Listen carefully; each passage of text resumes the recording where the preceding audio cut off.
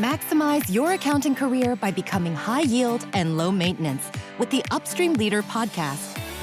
Your passport to improved knowledge, skills, and career potential. Stay tuned for insights, expertise, and thought-provoking discussion. And now, here's your host, Jeremy Clopton.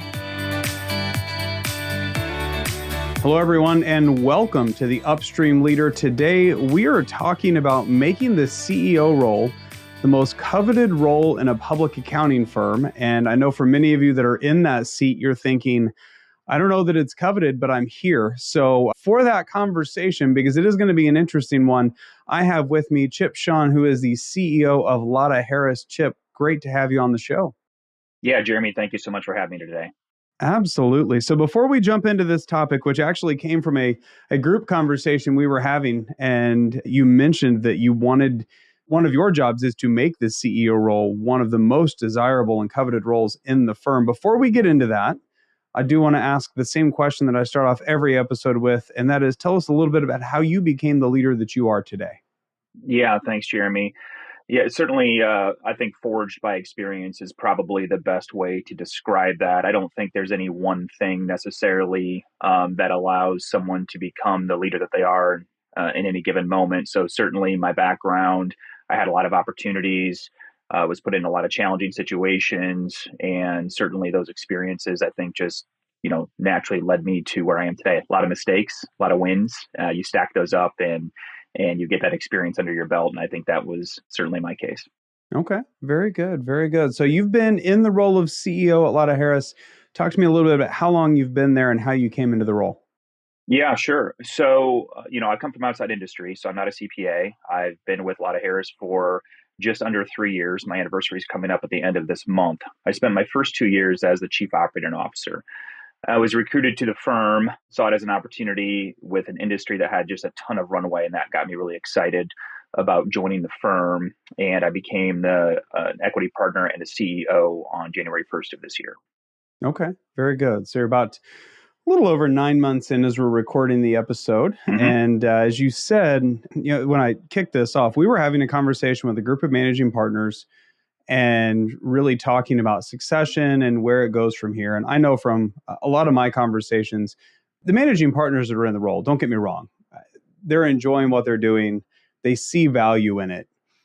But there are several folks that get into that role in our profession that are there almost in a way by default. Nobody else wanted it. They were the last of a generation of equity partners, kind of next up type of mentality. And I know in that conversation that kind of came out, and I could tell you were a little surprised, and you're saying, wait a second, I think this should be one of the most awesome jobs that there is in the firm. So talk to me a little bit about your mindset around that role. 9 months into the job, not coming in not as a CPA. So talk to me a little bit about that. What helped you realize that is one of your most important roles? Well, I would say certainly my past. So again, I came from outside industry. I own a couple of firms. I still own a professional services firm and a technology company in the insurance space. So I had prior experience owning and leading organizations. And so it was just my mindset. Mm-hmm. When I came to our firm and I started to dig in and met a lot of other managing partners, leading partners, CEOs from around the country, I was just so surprised about how public accounting viewed the role. It certainly, is different depending on the firm that you speak with. But I think when you say several managing partners, just kind of found their way into this position, whether it's a collateral duty, a temporary assignment, something that they were just kind of thrust into, I think you're generous when you say several. My experience is there are many. And I just don't think that most small to mid-sized firms see the CEO and managing partner role as crucial to steering the direction of the firm from, let's say, a people, strategy, finance type of perspective. And I just think that any organization needs a leader that is making the firm their number one priority. And we certainly were not doing that prior to moving to the corporate model that we're in now. It was our managing partner position was more of a collateral duty assigned. It wasn't necessarily long-term. And I think our partners finally came to the conclusion that we needed to be more intentional about making our firm a priority if we were going to move ahead in an intentional way.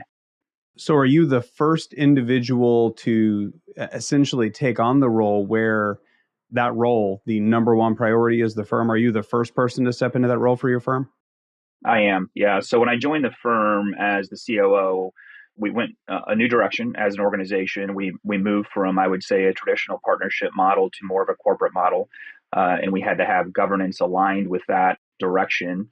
So previously, the managing partner role was, I would say, more of an administrative duty, and now the managing partner role, through new governance and other changes that we made, certainly has a lot more teeth in terms of helping to decide the direction that the firm moves. There's obviously still accountability in place through governance, but the managing partner CEO position is much more of an essential leadership position that is firm facing than it was before. Absolutely. Okay. About how big is the firm or was the firm when you made that move as far as, say, revenue, partner, office count, just to kind of get a feel? Yeah, we're about 13 million in revenue. We have 8 equity partners. We will have 8 equity partners on 1/1 of next year. We have a staff that's around 65 to 70 FTEs. So we get up to around 80-ish people when we have seasonal and interns join us during tax season. So that's about, kind of where we are size wise. Okay. So you're definitely not you're not $100 million firm, No. right? You're not cracking the top 100 on the IPA list. And I hear a lot of people say, oh, we're just not big enough to have a corporate model. We're not big enough to have someone dedicated to running the firm full time. I recently had a conversation with a firm that's about your size, maybe even a touch bigger, saying, oh, we're just not there yet. I mean, we need to be at least twice the size. So help me understand and our listeners understand, how did you, I know you came to the realization because of the outside experience and you're used to running businesses, not sitting in a partnership. And I'm not trying to diminish the partnership mentality, Mm-hmm. but it's not exactly easy to convince partners, hey, we need someone that is going to be at a high level, highly compensated. And oh, by the way, we're not going to have them serve clients and generate revenue for the firm. A lot of firms I hear and talk with will say, oh, we got to be bigger. We got to be bigger. You all did it before you got bigger, so to speak. And the low teens is not exactly a huge firm, right? Like you said, small to mid-size. How did you get the partners on board with making the change from partnership to governance and then from governance to full-time CEO at 13 million? Yeah, great question. And I've heard this from other firms, larger than ours, smaller than ours. I was just out in Napa at the CP America conference. I had no less than 6 firms come up to me and say, how did they get you? And Yeah. that's not, that's certainly not a reflection on me. It's more of a reflection on our partner group, the willingness to forge ahead and try something different. And I tip my cap to our partner group for leaning into something that is a bit unique for our industry. Regarding the change, people change out of either inspiration or desperation. And I would say our partner group changed out of both. Okay. They were desperate for change because they knew that the model that we were in, which was very flat, almost everybody in the firm reported to a partner, that wasn't working. There was no ability to scale. It was creating major challenges. Our partners were overworked and they didn't have the capacity to break out of that cycle. I would say also, it's inspiration and desperation. So desperate for the change, but also I think they could see that there were other firms, even though they maybe were larger, that were just trying some new things. And we have now a really young partner room, and they were excited to just, again, let's try something new. We're inspired by what's possible. And I think that was all of us sitting down collectively and talking through a vision of what this could look like. You mentioned, and this is usually the hit on having a non-client facing leader of a firm, is what value do they bring, right? Yeah, if you're not bringing in revenue, what are you doing? Mm-hmm. Exactly, Yeah. right. And so then you talk about that value, and I'll tell you the areas where I spend my time: people, strategy, money. Okay. Those are the 3 areas where I spend most of my time. And the ability to pull levers in each of those areas creates significant value for the firm. If we think about, the talent pipeline and how we were recruiting people prior to this change, let's say that the method was more madness than method. It just wasn't a great process to recruit people to our firm. Now we have an approach that's led by culture being driven from the top down. We're getting the right people into our organization that are excited about the direction that we're going. That's huge. When I got to the firm, Jeremy, it's hard to believe there was not a strategy at this firm. This is a 40-year-old organization with no strategy at the time. So laying down a strategy and getting alignment around where we were headed as an organization was huge. And it's creating a lot of value for our firm. Alignment around right fit clients, the geographies that we're going to compete in, the differentiators of our firm. And then you start talking about, the financial impacts of having a non-client facing leader. Before we had a lot of silos where partners were just kind of generating, profitability at their individual offices and really weren't focused like necessarily as firm focused. We had intercompany transfer pricing and things like that to help each other out. I mean, very legacy, mindset in terms of how are we going to generate revenues and wins. And so, I spend a lot of my time thinking about those levers and the levers that we can pull in order to drive, profitability in our organization as well as top line growth. So again, it's putting someone in charge of the house and really letting somebody dig in to make this organization great. And at least you could ask my partners, I certainly believe that they see the value in what we're doing here. Yeah. How are you, and I'm thinking of a conversation I recently had where a firm was struggling with this idea of taking a managing partner that's client facing and freeing them up to work on the firm. And one of the things that I often hear from partners is, okay, well, it feels like there's value, but how do you prove that there's value? So maybe I'll put that question to you. How do you prove that there's value? I mean, I'm not disagreeing with your approach, by the way. I think anybody that listens to this show knows that I am all in on having a managing partner that focuses on the firm. You're running a multi-million-dollar business. Hard to believe that you'd have somebody not focused on that or not have somebody focused on it. Yeah. But how do you prove the value rather than just relying on, it feels like it's probably good? What are you doing to show the accountants the numbers, so to speak? Well, exactly. And, we are now having a lot of conversations about margin in our firm. We have a long ways to go to improve margin. I've got meetings with my CFO actually coming up next week where we're going to really look at the budget next year and making sure that we're driving outcomes that exceed stakeholder expectations. And again, when we looked at that previously, as partners, it was more about what's our silo doing? What do we have to contribute, to the firm, but how's my silo doing? And we've totally broken down that, I would say, legacy mentality. So I think when you look at the ROI exactly, it's where are we? Where were we? Where are we headed? Are we getting to where we need to go? Could we do it without this model? Yeah. And I think clearly for our firm, to start driving the kind of top line and bottom line growth that we're looking for and to stack up the wins that we're stacking up on the talent pipeline side, the technology side. I think of all the changes that we've gone through from governance to organizational change. Those things aren't happening without a full-time leader that's dedicated to them. In each of those areas of our firm, we're seeing significant wins. So I'm going to pivot a little bit here, Chip, because it sounds to me like you're driving an awful lot of change. And at least in my experience, I don't know a lot of folks in our profession that get excited about somebody coming in and driving an awful lot of change. We do like to improve profitability and margins, and that's all great. The idea of making the CEO role one of the most coveted roles in the firm, but also being the person that is driving a significant amount of change to improve the firm. How do you reconcile the two of those? Because it's tough in our industry to drive a lot of change. Now, it sounds like you've got a partner group that is open to change, so that probably helps. But how do you make the role coveted for your eventual successor? And I realize you're 9 months in, you're probably not thinking who, but thinking a little bit about it because you are very strategic in nature. How do you balance the two of making the role coveted, but at the same time, knowing that you're the one that's driving a lot of change? Yeah. Well, first, the willingness to change in our firm, is also relative. These are CPAs. Right. So I'm still in public accounting, but I would certainly compliment not only our partner group, but our entire firm.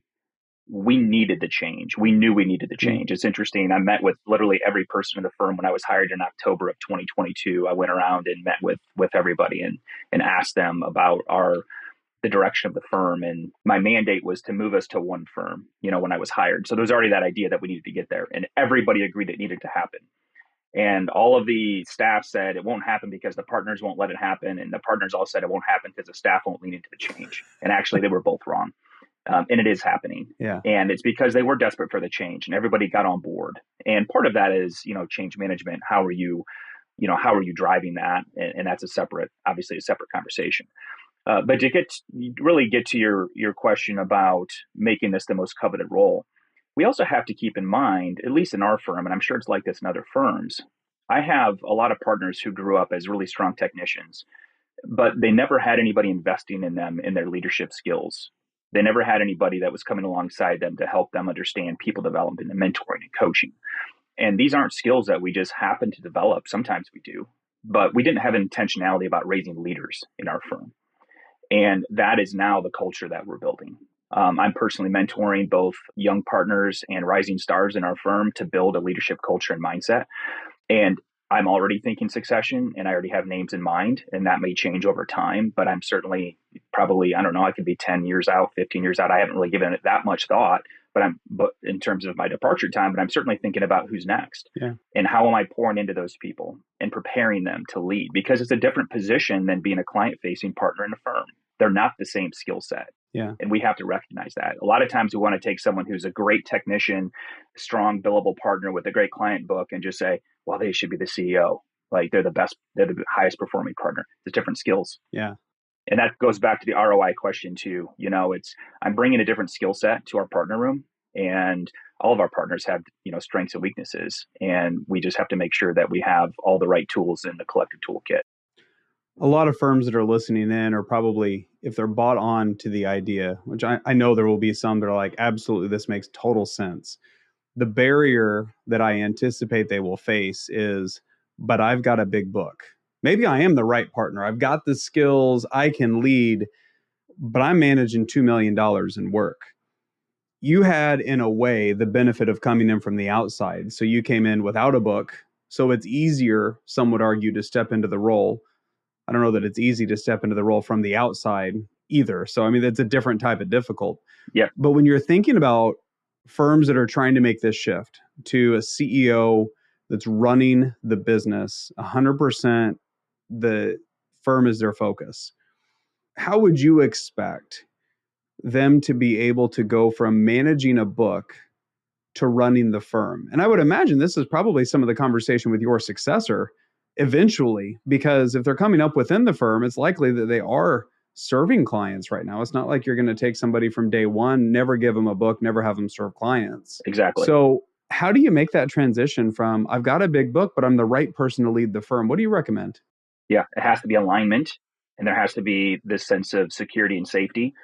I have a couple of friends who are managing partners of similar sized firms. Mm-hmm. I think this year they're both going to bill 1,600 hours and try to do my job. Good luck. Yeah. They know they can't do my job and their job both. So there's trade-offs being made. Maybe it's, sacrificing some on the client side, some on the firm side. You have to be all in my opinion, in one camp or the other. And so the question is, how do you unwind that book? And it has to be intentional and strategic over time. It's not an overnight thing. Mm-hmm. But when I get frustrated is I'm in a room with other managing partners and people are like, well, they're concerned about the comp. What if it doesn't work? How do I get my book back? All of these insecurities about the failure if the position doesn't work. How do we unwind it? And it seems to me that there's a lack of intentionality around first finding the right person, making sure that they have the right skill set and they've been poured into in a way that prepares them for success, and that there is a sense of security and safety around assuming the role, and that role is coveted by, I would say, let's say the most senior partners, those with the most influence. And this is where it becomes a challenge when you try to assign it as a collateral duty and ask someone to give up a $2 million book and just kind of lean into it with all the risks on the table. It's just not fair. Yeah.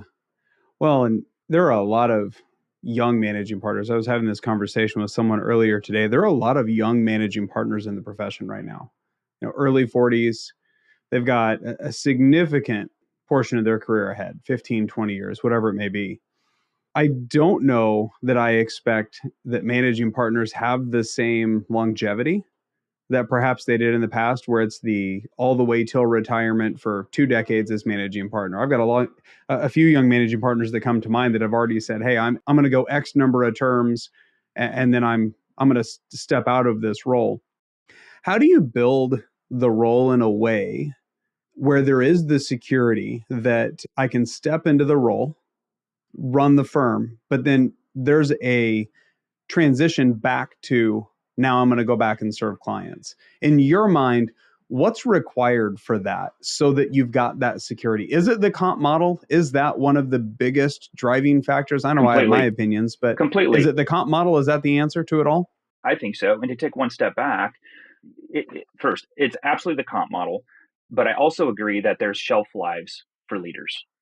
You shouldn't necessarily lead an organization for 30 years, 20 years. And there's also seasons for leaders.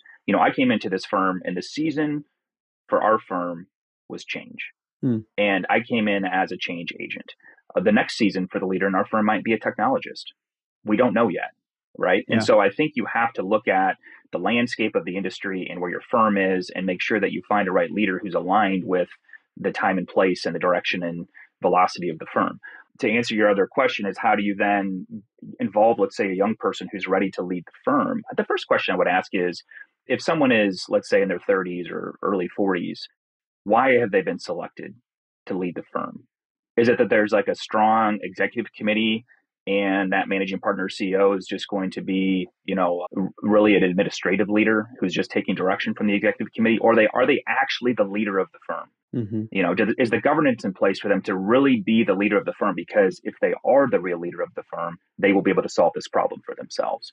But if they're dependent on 3 other partners to solve it for them, then they're exposed. They feel that risk. But I do believe that however that approach, whether it's that approach where you have a strong CEO, even if they're young, or you have an executive committee that's overseeing them and really it's more administrative and they don't have as many teeth in the governance side to really lead, there has to be strong alignment about the timing of the move for them to go back into, a client-facing role, some form of transition where they aren't putting all of that comp at risk by assuming the position in the first place. Yeah. I just think it creates the wrong incentives. Yeah, no, I think that makes a lot of sense. And I would argue that a lot of firms' comp models are probably aligned for production, not leadership. And it does require a change to ensure that you're not penalizing the CEO of the firm. I can't imagine a scenario when it's the most coveted role, when there's it feels like a financial penalty to step into the role of CEO or managing partner. I mean, it's hard enough as it is. I can't imagine you want to do it for less. Yeah. I've talked to many managing partners. That is exactly the case. They're making less money and they're taking on more duties and they're trying to serve their clients and their partners are frustrated with them and they're being challenged because they don't have the bandwidth to actually get done what they need. The governance is not in place for them to execute. And I'm just sitting there thinking, that does sound impossible. Yeah. I don't know how you do that. I don't know why you would do that. Yeah. So what I'm hearing is 2 of the absolute keys for this to work is you've got to have a comp system that is aligned with having a leader of the firm, not just a production person that also gets tasked with administrative duties. You've got to have a governance structure in place that is aligned and supports that. I think I also heard you say you've got to have a pretty clear strategy as to what it is that this person is trying to accomplish. Is that fair? That's fair. And the other thing I would throw in there is that the partners have to believe in this. Yeah. I firmly believe that our partners are fully bought into this model, at least right now for our firm. And I might be the last, non-CPA CEO of our firm. It's possible that's the case. So we just through alignment, or I guess stars aligning, this relationship happened. But I might be the last, and that's okay. But yeah, the partners have to believe in this model. You mentioned that you all got into this model out of both desperation and inspiration. I would argue that desperation makes change way easier. Yeah, it does. It doesn't make it easy, but it sure makes it a lot easier. When your back's against the wall and it's either change or don't be successful, most of us can change in that moment. For a firm that they're not in that mode, they're actually quite successful. They're just not achieving the goals that they know that they could. How do you recommend a firm get into this structure when there is no desperation, but it's truly choosing this option over one that is arguably quite successful? Is it possible? How do you do that? Yeah, I'm not sure that works. That's a great question. I think it's hard to change, to your point, when things are going well. And if things are going well for, let's say, 6 partners, but not for 2 partners, that's probably not enough, to move the needle. And there's a lot of firms that I think have been successful with the partnership model because of how they define success. And if that works for them, I think that's great. It wasn't working for us, I can tell you that. And I know there's a lot of firms that it's not working for them either. So I don't think that, if you're lacking the desperation and you're not fully inspired, that it's enough to go through the type of change we went through. Yeah. There's enough pain there that it's got to be more painful not to change, so to speak. Yeah. And the trust that's required, which I know you're big into trust in the partner room, the amount of trust that it takes to make this kind of move is significant. I mean, we went from all partners still have an equal voice on some matters inside our firm, but the number of opportunities for partners to vote on items inside our firm is pretty small. Yeah. So there's a lot of trust extended around particularly the compensation process. And we've gone from a situation where, I tell our partners now, we go into the partner room, we all put on our partner hats. Yeah. We're all equal when it comes to the votes in that partner room. We have a meeting coming up in a couple of weeks, our quarterly leadership meeting. As soon as we leave that room, we take them off. We take those partner hats off. We put on our organization hat. I'm now the CEO of that organization, and I'm empowered, and I have authority inside our governance to execute and make decisions and move our firm forward. And that's different. Yeah. So to move into that kind of model where they're trusting me to lead a comp process, it takes a lot of trust, and that doesn't develop overnight. No, that's a great point. Is it fair to say, and you don't have to answer this, but is it fair to say you do not have an eat what you kill comp model?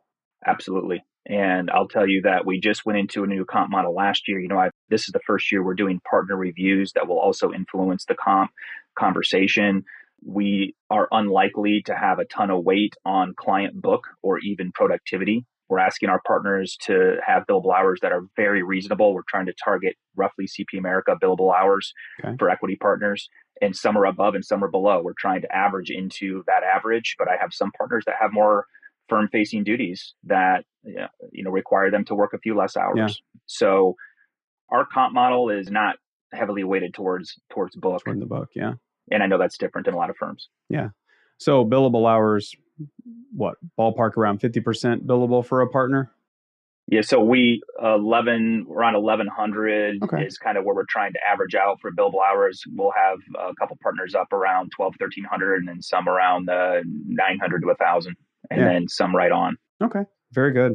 I appreciate that. A little under the hood information there. Yeah. That's, I think it's incredibly helpful, but there are so many conversations around, why don't we just cram in the partner hours, bill as many as we can? We're going to make tons of money that way and call it success. And like you said, you've got to have enough people saying that isn't what we want for it to work. And I'm going to echo what you said. If that's the way you want to run your firm, hey, you have every right to run your firm the way that you want, as long as you can find the clients and the people to sustain it. Exactly. It's when you can't that you've got to make that change. And I like what you said about the fact that you got to have at least a little bit of desperation or a pretty good amount of inspiration to make it worth a little bit of the pain that's required. So yeah, our purpose statement as a firm is unlocking time and money.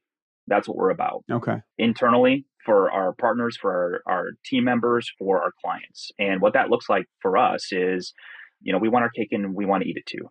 And we've capped hours, all in hours, PTO, holiday at 2,300 annually. Okay. And I already told you kind of where our partners are coming in. Obviously, our staff members are higher than that. Sure. But work-life balance is what we're leaning into. And you should see the amount of wins we're stacking up on the recruitment side because of how we're approaching, what we're doing. Yeah. I see a lot of younger people who just feel like there's another option besides, let's say, going to a big four and grinding out on 1,600 to 1,800 billable a year and just getting ground down and having a chance to come to a firm that really wants to embrace work-life balance. And that's what we're leaning into. And you're still making money doing it. Exactly. And are we as profitable as those firms that are squeezing the 1,600 billable? We're probably not. But are we okay with that? Yep, we are. Yeah. Because we're getting great people. It's not like your partners go home at the end of the day wondering where they're going to find their paycheck. Correct. And nor do our staff members, right? Yeah. So that's been a healthy change for us. Yeah. I look at our partners before who were at that 1,600 to 1,800 billable, and I know it was a struggle for them. And for us to be able to unwind that for future partners is a really important part of what we're doing. Yeah. No, it's that holistic approach to success. It can't just be in the office. It's got to be success inside and outside the office in all facets. And that requires a lot of intentionality. I appreciate what you shared there, Chip. So I'm going to ask you one final question as we conclude. And it's a new question that I've been asking guests as we moved into our second 100 episodes. And Congratulations. thank you. I appreciate that. I asked you at the beginning how you became the leader that you are today. What I'm curious, especially for someone like you who is so interested in making sure that the role that they're in is coveted and building leaders, who is it that you are trying to become over this season of your career, or even between now and the end of your career? Who are you trying to become as an individual? Oh, I love that. That's such a great question. I don't have like a person doesn't come to mind, but let me tell you what I think about and what I'm mentoring, my mentees towards. It's about understanding what your pillars are. What are your values? What are the things that you're focused on personally and professionally? And, there's a great book by Sahil Bloom called The 5 Types of Wealth. Oh, love it. It's a great book if you haven't read it, but I'll tell you that like I have pillars that are similar to the ones that Sahil Bloom talks about in his book, but they're slightly different. But as I've been mentoring my mentees, I've asked each of them to develop their pillars and we talk through those. And this should be your filter of how you make decisions in your life, those big major decisions in your life. And we have seasons where these values or these pillars compete, whether it's, time versus money. So for me, I'm seeking balance, Jeremy. I'm seeking balance in my life. That doesn't answer your leadership question necessarily, but if I'm balanced, I'm going to lead well. I know that, so, and I am balanced. I've been in balance for a long time when I look at my pillars, and, that healthy balance creates healthy leadership. I absolutely love that. And such a great book recommendation, The Pillars and balancing among them. So important. If listeners haven't read that book, I would highly encourage them to get a copy as well. It's probably one of my favorite books that I've read in the last year or so. Well, Chip, thank you so much for joining me on the show. If people wanted to get in touch with you, learn a little bit more about you, about your firm, your leadership philosophies, where can they find you? Yeah, so Lata Harris is our firm. We didn't talk about our location, but we're in Iowa City, Cedar Rapids, and we have 3 offices kind of around those. We have 5 offices. We're a heavy ag firm. LataHarris.com or CCHAON at LataHarris.com. Happy to talk with anybody. I'm on LinkedIn. Last name is spelled CHAON. Would love to connect with anybody that's interested. Absolutely. Wonderful. Well, Chip, thank you so much for joining me, and hope we get a chance to talk again in the future. Yeah, thanks, Jeremy. This is great. And congratulations on all your success. Thank you so much. Thanks for joining us on the Upstream Leader podcast. We hope today's episode has enriched your understanding of what it takes to become a high-performing leader in the accounting profession.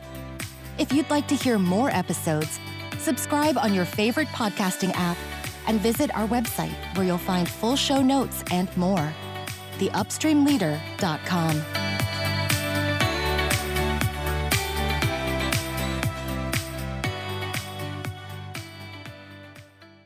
professionalproductions.net